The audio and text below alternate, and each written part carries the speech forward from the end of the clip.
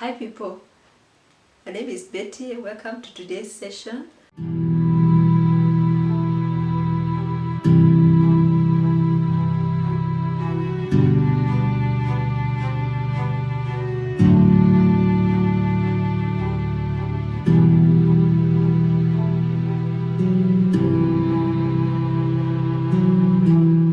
Our topic today will be emotional and spiritual wellness for children. That is a responsibility that I feel is important for parents. I'll start with the early years for children during infancy. And when a child comes, they come with their own needs. They may not speak, they may not be able to communicate that which they need, but there are needs that they have that only a parent can be able to meet. And because the parent is the first contact, the parent has to be consciously aware of what the child needs to be able to meet those needs. We know that a person is three parts: body, which is the physical, the soul, which has the emotion, the intelligence, and then there's the spiritual. And each of these three areas need to be have needs which need to be met. And as a child, because a child does not know anything, it's a parent who is supposed to pass to meet those needs for the child to grow well. So I'll speak about the emotional needs for an infant. In the infancy stage, the child will have needs for security and safety. That is an environment where the child feels comfortable and they feel that they are secure. That is the first thing that the child will need. They'll need to have a sense of belonging, just to feel that they are connected, they belong. The other thing is love, where a child will learn to trust. When they cry, they know that there's someone who cares and will pick them up, and so they are secure. They are secure in the environment. The last one is a sense of belonging, feeling that where they are is where they're supposed to be. And these needs have to be met by the mom. The mom has to decide that it's a critical time for the child, and they have to take special care so that the child can grow in emotional wellness. The parenting style that I feel will answer these needs is attachment style. That's what I believe, because with it, then the child bonds with the mom, because it means that there is a connection. The mom is there at the beck and call of the child, meaning that when they cry, you understand the child cries for a reason. And because of this, this attachment, this closeness to the mom, the child will learn to trust. They will understand that they are loved, that there's always, they don't have to worry, that they have a sense of belonging, that because when I cry, someone picks me up. I don't have to be afraid. So they grow with strength, such that as they mature into 6 months, the child has started trusting. They are not afraid. If a child is brought up through restrained parenting, you find that they wonder. The only way they can communicate is through crying. They can't speak, but when they cry, no one is there. They feel lost. They don't know where to go. They don't know what to do.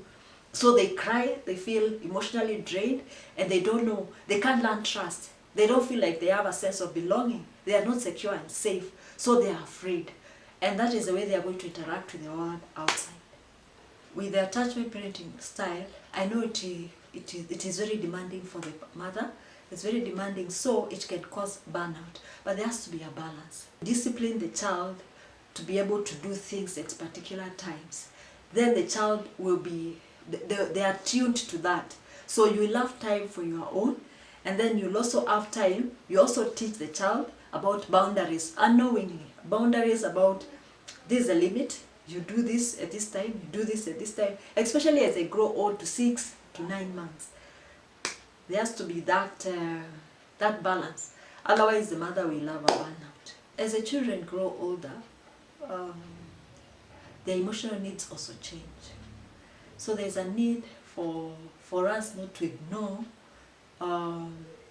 to step back. There's a need to walk with them. And this will involve, just affirming the child. When the child does well, when they do well, just tell them they have done well. Let them build their confidence. Let them feel that, let them feel good about themselves. The other thing is listen. Communicate, have a good communication with your child, because through communication, then you understand what the needs of the child. And communication means that as a parent, you are able to listen to your child. You listen by looking at the child as they speak to you. Don't be doing other things. Give them the full attention. Listen to what they are saying. Don't interrupt as they tell you things. Don't wait for them to finish just so that you can answer. Listen actively, with eye contact, so that the child knows that you are listening and you're not taking them for granted. You should not interrupt as they talk, because as you interrupt, the child gets tired and may give up. Don't refer to things that happened in the past. If you're having a conflict with the child, assuming you're having a conflict, stick to the issue. Don't start saying, yesterday you did. Don't put the child down. When you put the child down, they'll not open up to you. They'll feel like they don't matter. They'll feel uncomfortable. They'll feel that speaking to you is useless. It's not going to help them. So you have to learn to use your words carefully with your child. If you put them down, their self-esteem goes down. They are not able to interact with the world properly. They hurt. They have shame. They have guilt. They have issues that you cannot be able to deal with. So it is important that you are careful to communicate with the child and listen to the child as they communicate to you. Make time. Make time for one-on-one time with your child to do something that they enjoy. Sometimes, okay, there are things that you may do that you both enjoy, but sometimes you have to sacrifice.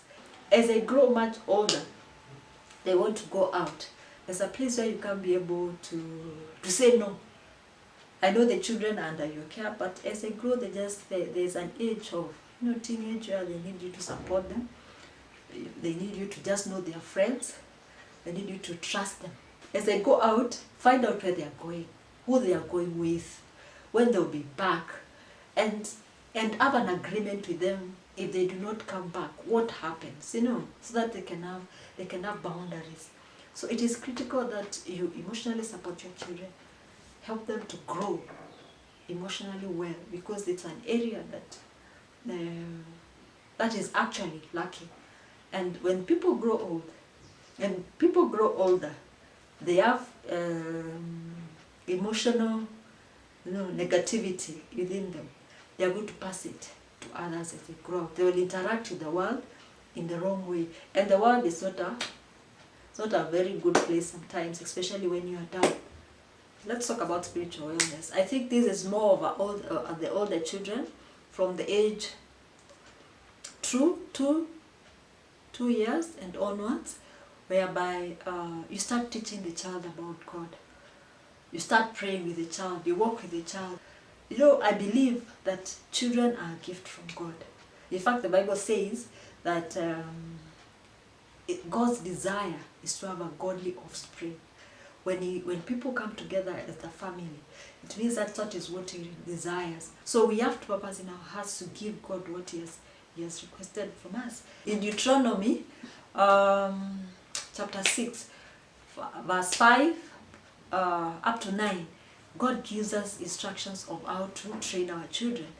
He says that to us people, we love God with all our heart, and then we teach our children about Him and about His laws. So that when we sit down in the house, when we are walking out there, before we sleep, you teach the child about God, so that the child becomes independent, understands that there are things that we can give to God, there are things that the parents, there are things that we can do for ourselves.